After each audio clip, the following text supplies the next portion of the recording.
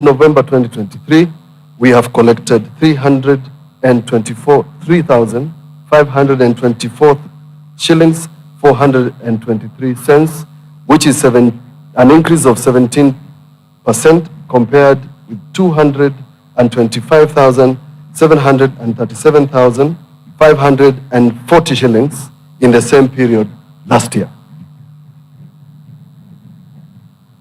Our own source revenue is a critical component on sustainability of development. Our resolve is to ensure that OSR accounts for 20% of our budget by 2022, up to current 8%. To attain this, we have made the following efforts. Institutional re-engineering of the revenue administration from geographical approach to functional approach.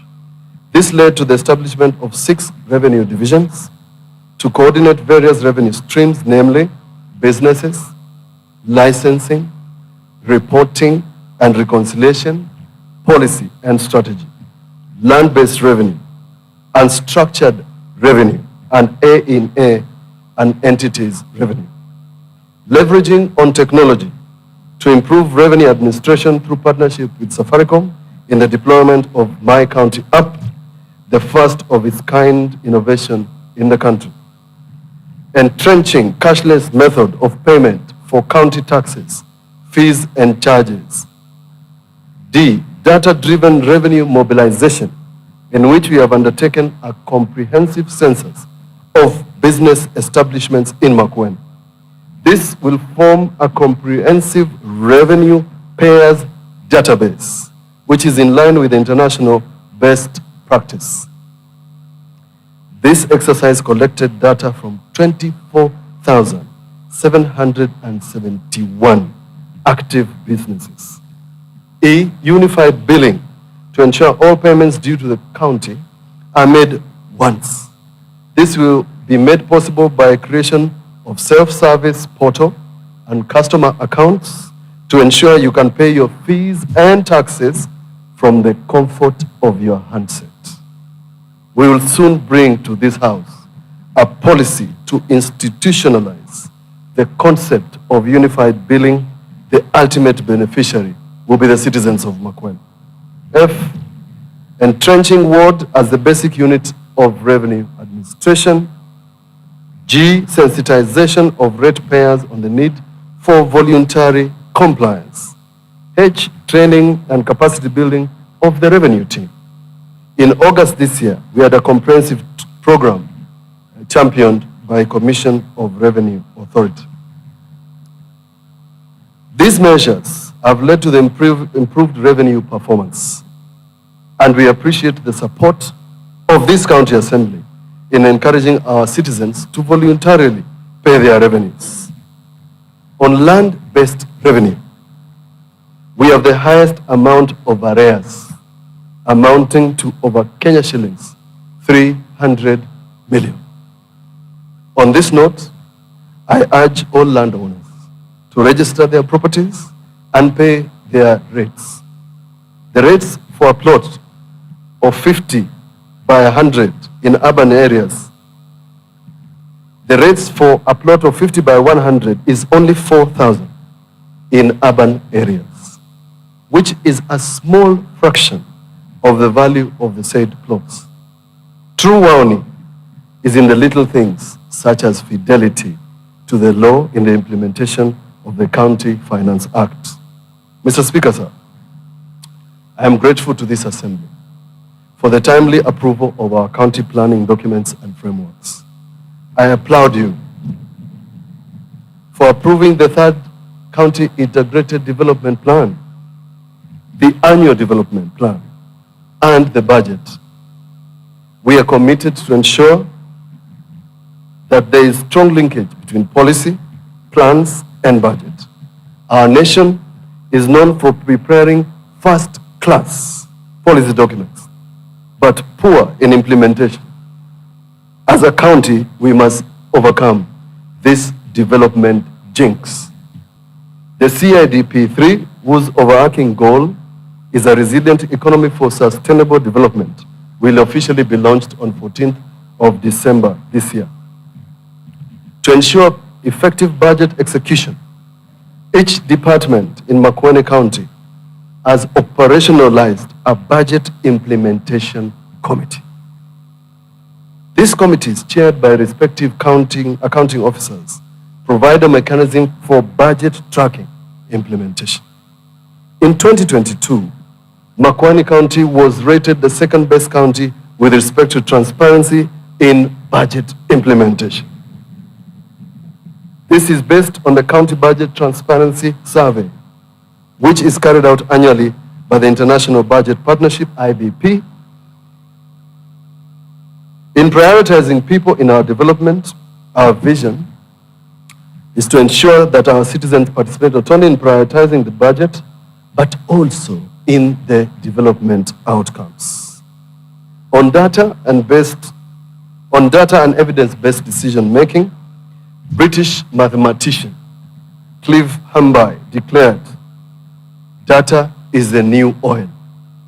And indeed, in this digital economy era, we must adapt and continuously innovate to remain competitive. We have continuously prepared annual county statistical abstract with the 2023 series being launched in 2 weeks' time. I'm happy to report, ladies and gentlemen, that we launched the inaugural World Statistical Abstract in 2022, the first again of its kind in the nation. The disaggregation of data to the lowest level helps inform critical decisions in resource allocation. We have a memorandum of understanding with the Kenya National Bureau of Statistics, who have been a key partner in the journey of strengthening county statistics. Under this arrangement, the county will benefit from exchange programs and specialized components such as survey design, data collection, data processing, analysis, storage, and leverage on infrastructure of Kenya National Bureau of Statistics to undertake county-specific surveys and data collection. This collaboration will be transformative. In the next 5 years, we will indeed set a new benchmark, all for the benefit of the citizens. We will equally empower the demand for quality data by all users, including the citizens. In fulfillment of Section 137 of the Public Finance Management Act, we operationalize the County Budget and Economic Forum. CBEF, as is famously known, serves as a think as well as means of consultation on financial and economic management. The forum, inducted by Commission of Revenue Allocation, developed its own code of conduct. I'm happy to report that this forum will soon visit selected development projects to review and assess. On the implementation of sustainable development goals, MAKUENI County was awarded by the SDG Kenya Forum as the best county in the implementation of programs and projects that were in line with the SDGs. Our resolve to ensure development is equitable and leave no one behind is unwavering. Our development approach is to develop local, homegrown solutions to global challenges. Indeed, we are thinking global while working locally. On improved financial discipline, the government of MAKUENI County has put various measures to ensure fiscal discipline. I am delighted to report to this House that in the financial year 2022-2023, we achieved 92%, the highest ever absorption since 2013. This was not a mean achievement, with 2022 being an electioneering year and a transition year. But barely 7 months of working time, we have streamlined county payment system. No need for endless queues. Suppliers and staff are now paid while the comfort of their daily businesses and work. We have ensured internal controls and systems through the establishment of the County Audit Committee, which provides oversight to the operations of government. The committee presented to me its first inaugural report. I therefore call on all accounting officers to ensure they comply with the recommendations of the audit committee. Strengthened internal systems will improve efficiency and effectiveness in delivery of public service. I am committed to provide adequate resources to the committee to execute its mandate, since sustainable development is founded on good governance. In adherence to the doctrine of separation of powers, the County Assembly has exemplarily executed its mandate under Article 185(3). This has contributed to the excellence in fiscal discipline, accountability, and value for money. I have noted county executive members being invited to the various county assembly sectoral committees for scrutinies of programs and activities. This is in addition to the field oversight activities on the various programs, projects implemented by departments. I urge you all, the Assembly, proceed, continue to be vigilant, with particular emphasis to the conditional grants and other grants. Under the Department of Devolution, the establishment of project management committees has ensured that people's participation throughout the project implementation. When citizens get involved through social accountability mechanism, they can monitor and hold public officers and elected officers to account for how public resources are spent and their performances in delivery of services. We will in the new year re-engineer the ward development committees whose term has now lapsed, together with the proposal to establish villages councils under the County Governments Act. We appreciate the role played by national government and agencies.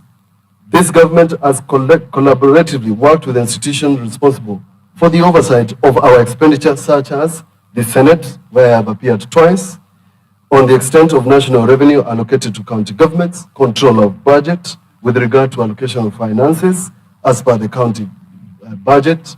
ESCC have not been left behind with regard to integrity of government officials and corrupt risk assessment, and last but not least, the Office of the Auditor General on effectiveness of use of public resources. This has ensured improvement in the delivery of devolved service. On public service transformation, Mr. Speaker, sir, it is said that the staff are key asset in any organization. I am convinced beyond doubt our staff are not only the key asset, but the only asset we have. Therefore, the only thing we have is each other. We can only achieve delivery as a team. Ensuring the county public service is highly motivated, enthusiastic, and enjoying a conducive working environment is my top priority. I have noted gaps in public service. The county executive has discussed this at length, and a plan led by the county secretary is currently being carried out by holding meetings to address these gaps. Wao wa kweka nesa no longer is a service mantra. We will entrench and institutionalize the culture of kujituma. The complexity of modern day world poses a challenge to the old held silo approach in delivery of services. The demand to be competitive and responsive as a county government to the citizens, we must collaborate internally, and therefore the adoption of the one government approach to devolved service delivery. In delivering citizen-centered services, departments and semi-autonomous government agencies are coordinated through the Department of Devolution. A citizen of MAKUENI just needs to walk to an agricultural office at the ward level, and they are served on revenue or education matters. We are many departments and agencies, but one government.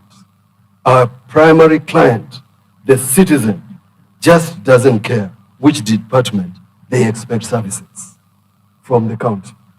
We are in the process of developing a one government approach coordination framework that will be tabled in this house for consideration and approval. Within the period, the government has been able to undertake various staff recruitment and promotions.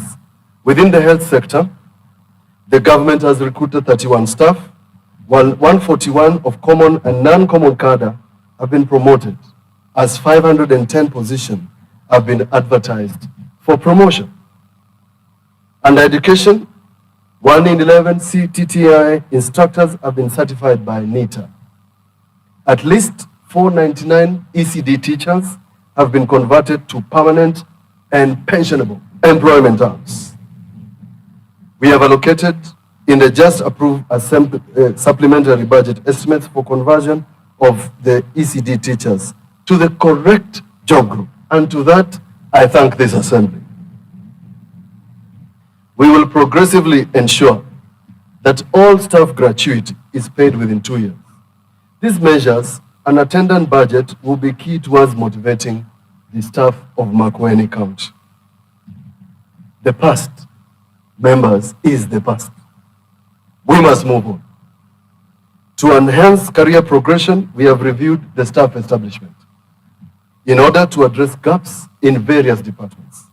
The document has been considered by the county executive and is now with a team of experts ready to be launched. My expectations, members, are that every officer strives to care and to do their job diligently. Work is sacred. Work is a form of worship. If only we treated and cared about our work the same way we cared about our deity and worship. Proverbs chapter 2, 21, verse 29 states, "Show me someone who does a good job, and I will show you someone who is better than most and worthy of the company of kings." It is important to appreciate officers who have gone beyond the call of duty to diligently deliver services. We have many committed officers. Allow me to highlight a few. Number one, Stella Mulinge, a nurse at Kaya Dispensary in Kilongo, has worked out of her way to ensure NHIF claims are made and follows through to ensure the monies are disbursed. As a matter of fact, Mr. Speaker, she is the officer with the most improved NHIF disbursements. Masi Musau, a nursing officer in Kadhalumbi Dispensary, Kalawa, works an entire day and sometimes an entire night to attend to deliveries, the whole night and the whole day, without any complaint. Number three, Christine Bahati Nzuke, the ward revenue officer in Kadhonzweni. This gentleman has gone an extra mile in entrenching cashless payment in market entrance, livestock and stock movement fee, the most unorderly streams in the market. The performance has improved from full cash collections to over 70% of the collections being done through M-Pesa, and 100% cashless collection in the livestock yards. Engineer Michael Maluke, a superintendent, roads engineer in Mboni Sub-County, as champion, roads runoff water harvesting. He was selected among 3 green roads for water winners together with Pedro Moreira from Portugal and Pawan Jarki from Asian Development Bank of the open call for green road practices. His work involves engaging communities in making cutoff and meter drains and rehabilitating gullies to achieve desired outcomes of climate resilience and improve community livelihoods. These few examples demonstrate commitment and dedication to service. These efforts give us hope that we can transform the way we work in MAKUENI.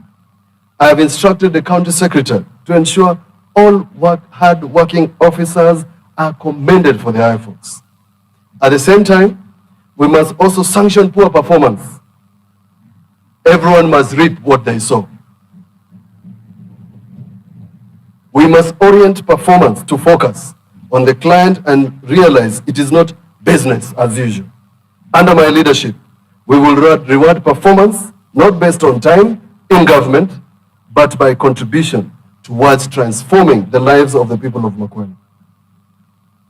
On strategic partnerships, Mr. Speaker, sir, the government's resolve to work with our partners is not about begging for support.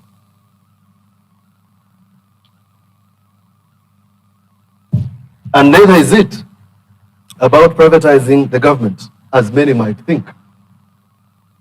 Rather, development cooperation is a way to attain SDG goals. In fact, 40% of the county development expenditure is funded by partners. I'm currently in a team of governors trying to unlock resources stuck at the National Treasury from development partners. Parliament is currently mediating on the additional allocation bill, and we expect for this process to be expedited. 82% of funds from development partners have not been disbursed, yet we are approaching the end of the second quarter. In the same spirit, the government has been deliberate and systematic in building sustainable friendships. First, with the national government and its agencies, for they are the largest sources of development funding, and second, with other friendly bilateral and multilateral organizations in development practice. A good example is the gazettement of Q catchment in Makindu as a wetland, which I will elaborate later in this address. Jointly with our friends, the government has co-created the priorities of CIDP3. We invited them to give us their best practices and ideas on consultative meeting when we were compiling this important planning document. We have adopted and nurtured sectoral way of working with our partners where we not only share with each partner in the devolution space in MAKUENI, but we have a systemized joint working planning and implementation. Early in the year, the Departments of Agriculture, Water, Education, and ICT and Lands will have the first meeting of this kind with the World Bank in an attempt to find a single approach to identifying and implementing projects in MAKUENI. A similar meeting has been organized with the Netherlands Embassy early in the year 2024. Members, this way of working is aimed to position MAKUENI as a favored destination for external support and investments, and will continuously influence our partners, policies, practices, and programs towards MAKUENI. This way, members, we shall be able to tap into the vast resources and envelope and address our CIDP budget cap, which is approximately 38 billion shillings. The government has continued to work with long-standing partners, examples as follows: World Bank, UK Aid, USAID, Africa Development Bank, Food Agricultural Organization, in agriculture, lands, urban development, medium and small micro-enterprise sectors, JPIGO, ThinkWell, and Nutrition International in health services. You are aware that this year, courtesy of ThinkWell, we hosted Bill Gates, the chairman of Bill and Melinda Gates Foundation, on primary healthcare delivery. C, Rural Electrification and Renewable Corporation, REREC, Kingdom Brothers, Strathmore University, and World Resource Institute in the energy sector. EDU Kenya, Kamara Kenya, Safaricom, and Ajiri in ICT, Polish Embassy, and the Movement for Community-Led Development in Emergency Preparedness and Devolution sectors. Mr. Speaker, sir, the county government had its second Annual Partners Conference on 15th of November, in which the County Assembly participated. During the above conference, the county government presented the following needs to the partners, and I can confirm to this House that some bilateral discussions have already begun. On 28th of November, I hosted His Excellency Mr. Bauten Bauer, Ambassador of the Kingdom of Netherlands to Kenya, Somali and Seychelles, who came to explore areas of mutual partnership and cooperation. We are fronting the health and renewable energy sectors to them. The World Bank are interested to discuss with us how we can jointly scale up the World Development Planning model for adoption country-wide. The KCB Foundation have equally come forward to discuss with the Department of Agriculture their support to the sector. In collaboration with the national government, our collaboration with the national government has resulted in various interventions which are implemented jointly with the county. This includes the reclamation of 980 acres of Q wetland in Makindu, where we have already planted 120,000 trees of the county target of 344 million trees by 2032. This catchment requires additional trees and fencing, which various partners have offered to do. The consultation on the gazettement of Q catchment began today. The law requires NEMA to conduct public engagement and a follow-up plan of nearly 8 to 9 legal steps that will protect the wetland as part of the Chulu water towers. I have so far attended 2 meetings at the Ministry of Environment after the tree planting exercise. B, the construction of Uutini Yekita, famously referred to as Uyi Athdam, in Masongaleni Ward, in collaboration with the National Drought Management Authority. The dam will benefit 65,000 people and 500,000 livestock. The total cost of the project is 55 million, with NDMA contributing 40, county government contributing 10, and the community contributing 5 million in kind. Both the executive and the county assembly must effectively play the facilitative role of sustainable partnerships in this system. We need to strengthen the institution and human resource capacity to attract grants and investment funds. All of us members have a responsibility. On water and sanitation, honorable members, water remains a key priority in our 10-point development agenda, which with the main target to increase accessibility, affordability, and quality of water for household consumption and use in agriculture and industry activities. So far, we have developed and rehabilitated more than 40 water projects, which has led to the increase of general water access in MAKUENI from 40% to 46%. Access to clean water for domestic use has increased from 14,000 cubic meter to 30,000 cubic meter. This has reduced the distance to the nearest water resource from approximately 5 kilometers to 4 kilometers. On the use of modern technology, we have installed automated water dispensing machines in 23 water kiosks, which has not only reduced non-revenue water, but also saved time taken fetching water. This has also significantly reduced loss of revenue since there is no handling of cash. On water governance, this is a key component in management of water schemes.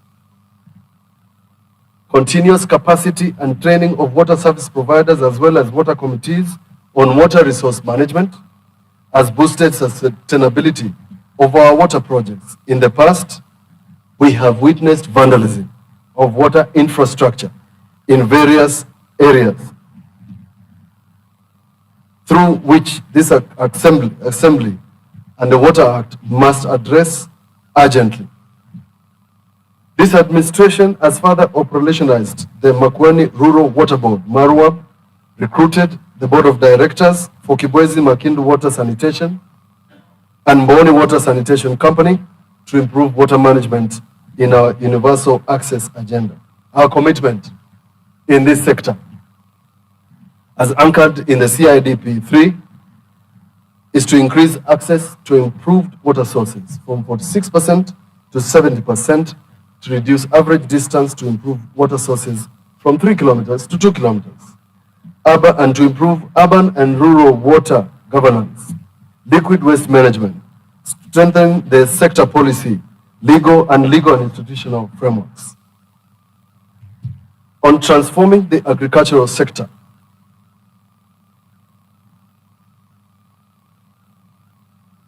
in a county where 78% of the households are involved in agriculture, and agriculture accounts for 27.7% of our gross country product, the county government has continued to implement food security. Specific achievements are as follows. On grain value chain, the county has operationalized 7 satellite fertilizer depots at Kikima, Tawa, Mukuyone, Kasikeo, Nungune, Kidumane, and Kitise. These depots have received and distributed 17,870 50 kilogram bags of assorted planting and top dressing fertilizers to farmers this year. In addition, 31,384 bags have been distributed to the farmers from the main depots in Kibwezi, Emale, and Wote. The department will in due course engage members of this house in order to find suitable locations and budgets for opening more of these facilities.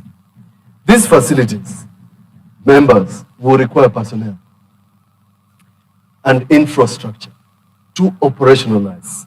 And the National Cereals and Produce Board have given us an undertaking that at a later date, they will transfer the facilities to the county. Some 160,564 metric tons of assorted seeds, that is maize, beans, cowpeas, green grams, have been distributed to 88,104 beneficiaries over the last 2 seasons. I noted with concern about the uptake of fertilizer in Kitese, and I have requested the department to continue sensitizing the residents of that area and that ward on the value of these facilities and the fertilizer we are offering them.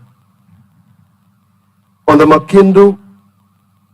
MAKUENI Integrated Grain Value Addition Plant in Makindu, this facility is now installed with machines for grain drying, cleaning, sorting, polishing, grading, and packing.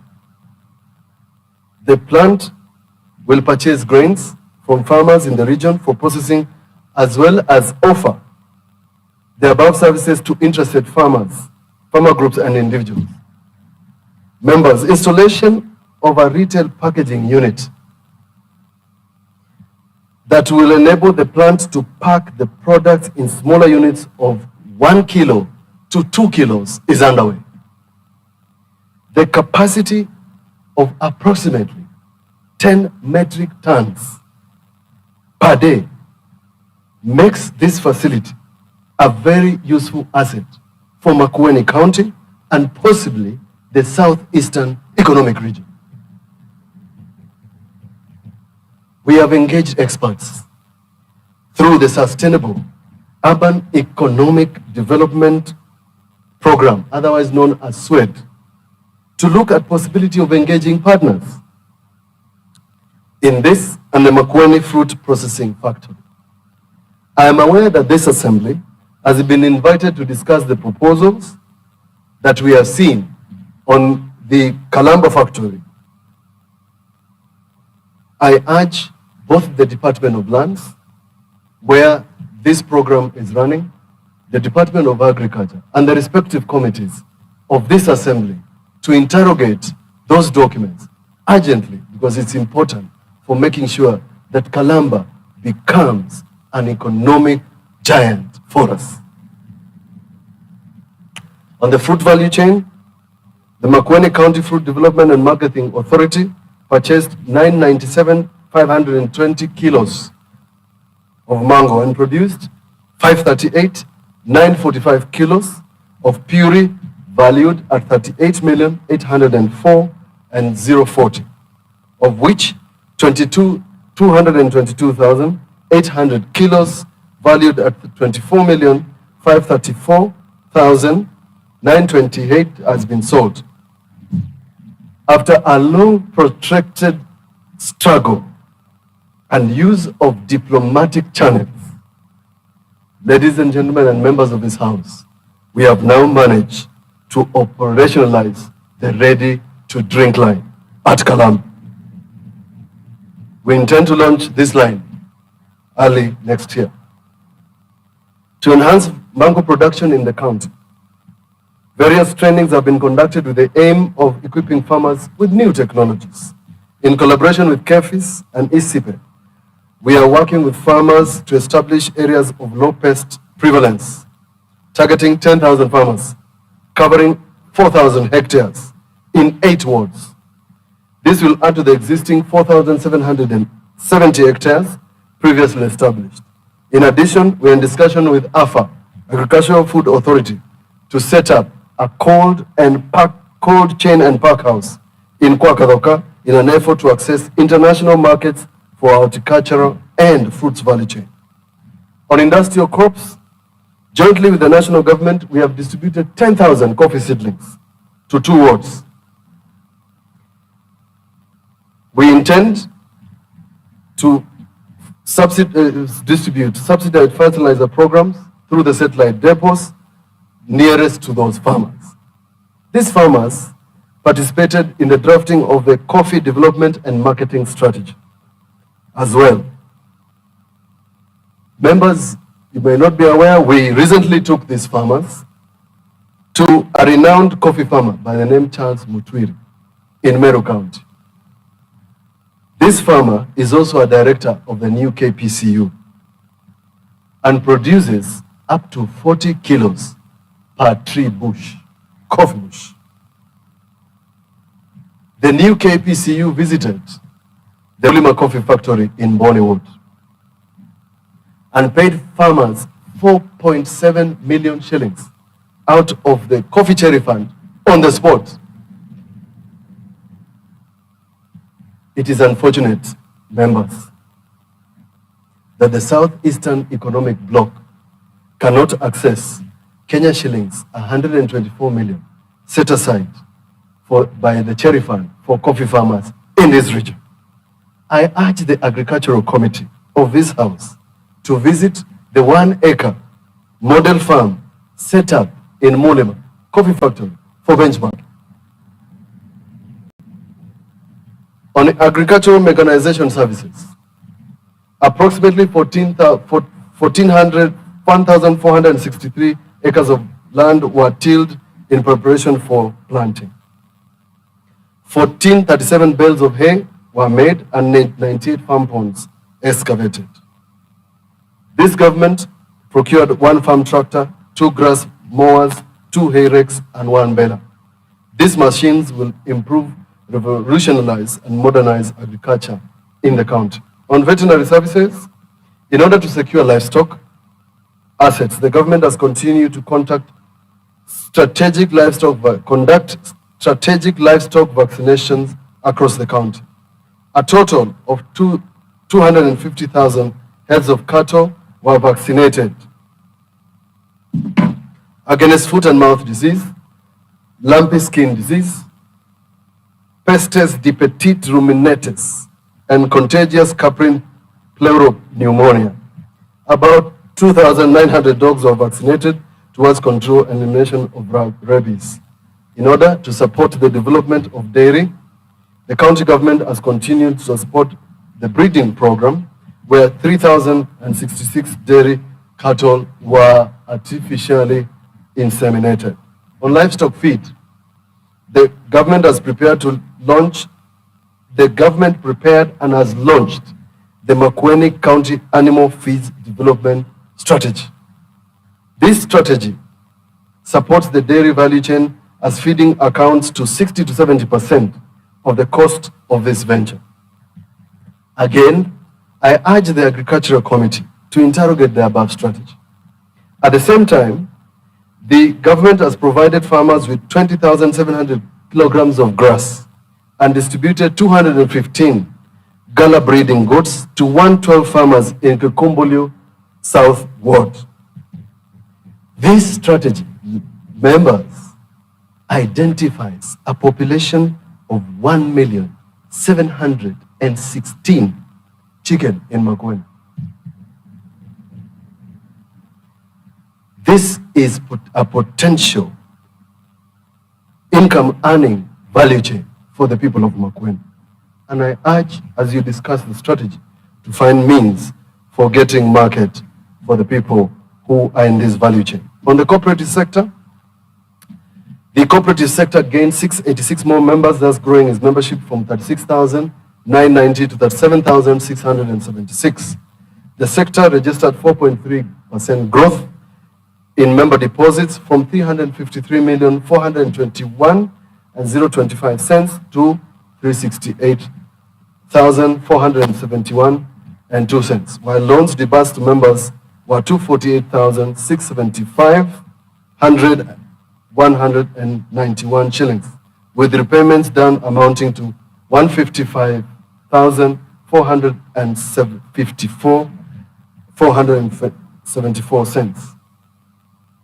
And healthcare services. On the health infrastructure, Mr. Speaker, since assuming leadership as governor,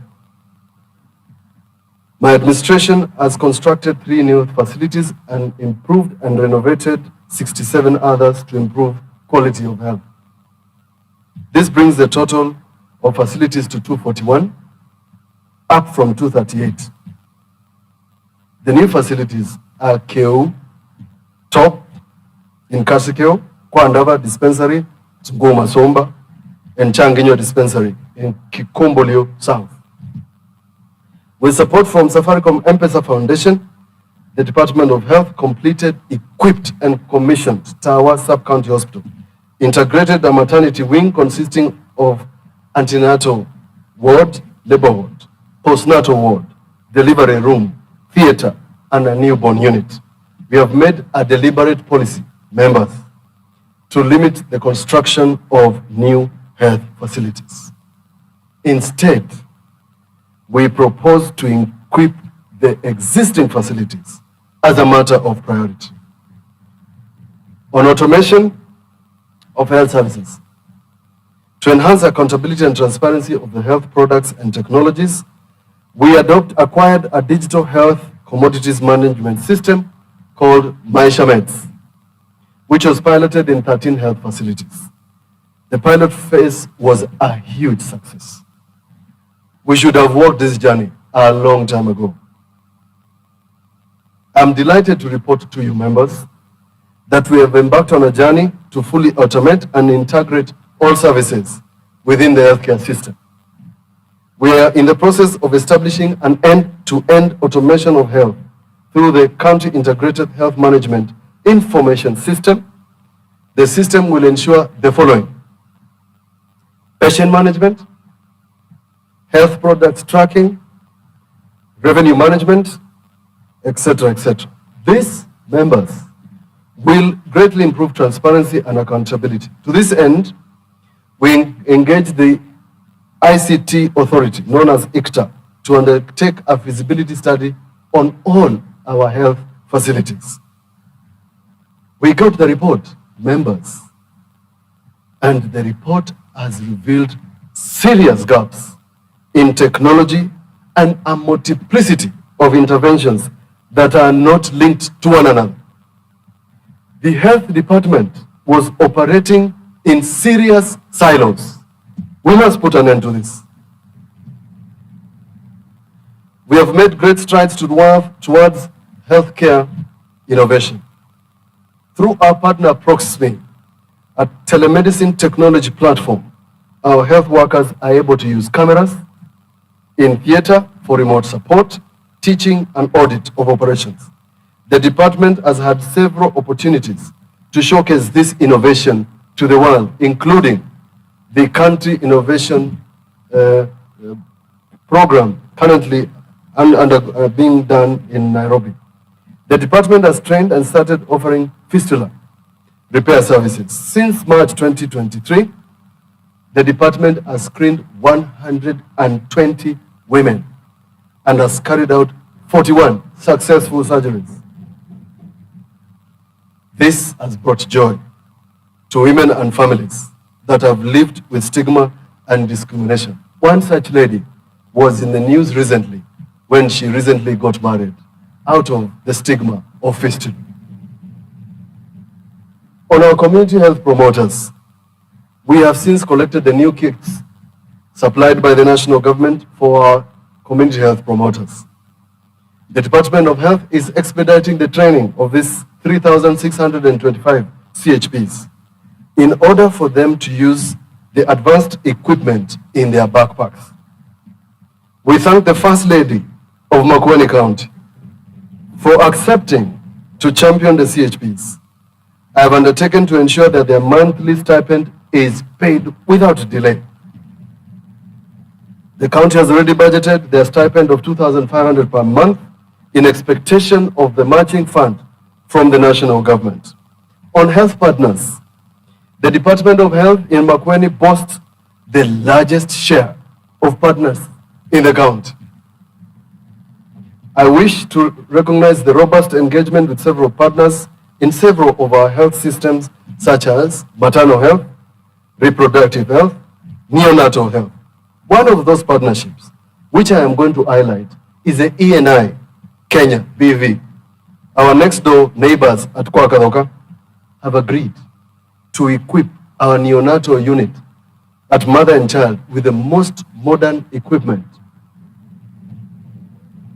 for infants born underweight or premature, and upgrade the Kambimawe dispensary to nearly level 4.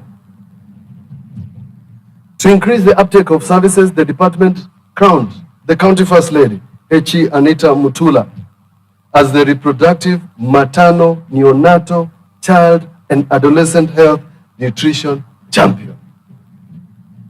This has put the office of First Lady in a pole position for advocacy to ensure resources and service uptake in our health facilities. Through our advocacy, the county hosted the national celebrations of the World Prematurity Day on 17th of November, 2023 at Mother and Child Hospital. On mainstreaming environment, climate change, and harnessing natural resources sustainably. Mr. Speaker, sir, in the face of climate change, it is imperative to enact resilience building strategies that safeguard the community and ecosystem, both in the short term and long term. To this end, this financial year, the county government allocated 66 million for climate action plans. We have also undertaken participatory climate risk assessment through 900 community members who were trained and established 30 ward climate change planning committees for enhanced coordination and implementation of locally led climate action plans. In order to address the challenges of rain-fed agriculture and enhance food security, this government is putting more focus on irrigation. Kikome irrigation scheme in Kitise Kiduke, targeting 50 acres under irrigation. Kadha Mbalani in Kitundu Kizungu Ward, targeting 35 acres implementing. As part of the climate change adaptation and resilience building, we are implementing a new scheme called Roads for Water, Green Roads Initiative, which aims at harvesting road runoff water for agricultural use. This is executed through youth engagement and manual labor, where 200,000 cubic meters of water will be harvested from our roads every season. Mr. Speaker, sir, as I address you today, COP28 climate conference is underway in Dubai with a clarion call of fast-tracking of transition to clean energy future. In keeping abreast with the rest of the world, we have adopted the green energy for water pumping through solarization of our water projects. We no longer install diesel-powered pumps in our water projects. Other notable achievements in this sector are the planned establishment of an energy center in Kizingo, in Makindu, to enhance our renewable energy use and awareness promotion. Similarly, Strathmore University, UK Pact, and World Resources Institute have partnered with MAKUENI to produce the energy plan, which we will be launching and submitting to this assembly very soon. This plan on renewable energy, members, is a gateway for funding by several investors who are waiting anxiously to see the approved plan and policy. I urge you, members of the respective committee, to expedite this program and this plan once it comes to the House. On lands and physical planning, Mr. Speaker, sir, the government has secured 595 public utility titles across the country for ECD centers, for health facilities, for churches, for water facilities, and cattle dips. These are ready for issuance in the next year. In addition, the government has surveyed and compiled a register of 751 households from Kibwezi East, whose title deeds will now be processed. Members, I'm happy to report that we have the title deed for the over 100-acre piece of land at Kwakagoka, which was famously hitherto known as the Kalro land. It actually belongs to the county government of MAKUENI. In the Wote Central Business District, the government surveyed 116 plots and submitted to the Director of Survey Kenya for approval. Once approved, the survey will enable the processing of leasehold titles to property owners. The local, physical, and land use plan for Makindu Township has been finalized and is waiting your approval. This plan will form the basis for development control and urban development projects conceptualization and investment. I urge the respective committee to expedite its approval. Members, it is a tragedy that the last approved plan for Makindu was done in 1978. As a result of not having a plan, a lot of uncontrolled development has taken place without any benefit to the public. Makindu town is a historical town, and its planning will open up for investments and other opportunities. Members, we missed the opportunity to upgrade the informal settlements under the Kenya Urban Support Program called KUSP as we waited for this approval. These efforts were evident in the national tree planting exercise when we were requested to rehabilitate the airstrip in Makindu. These matters are critical to the development of MAKUENI. We have facilitated the establishment of an Irish village, first of its kind in MAKUENI, on a 40-acre land in Malili, Kiemakiu, Kalanzoni ward, by Erie, Kenya, a cooperative society of Kenya diaspora residents living in Ireland in the United Kingdom. This facility will comprise of member holiday homes, social amenities including a 6-star hotel, and a commercial center, fully serviced. The county government also facilitated the development of the first of its kind superstore, 20-acre parcel of land in Sultana Mood, which upon completion will comprise of accommodation, commercial center, hospitals, churches, one of its kind enterprise on Mombasa Road. We have, in the last 1 year, established the Sultan Emali Municipality, installed management board and devolved staff to perform this mandate. The Wote Municipality has developed the urban economic plan, built fresh produce markets in Emali and Mukuyuni, and conducted a pre-feasibility study on the MAKUENI fruit processing plant with the help of World Bank and UK aid. We're in the process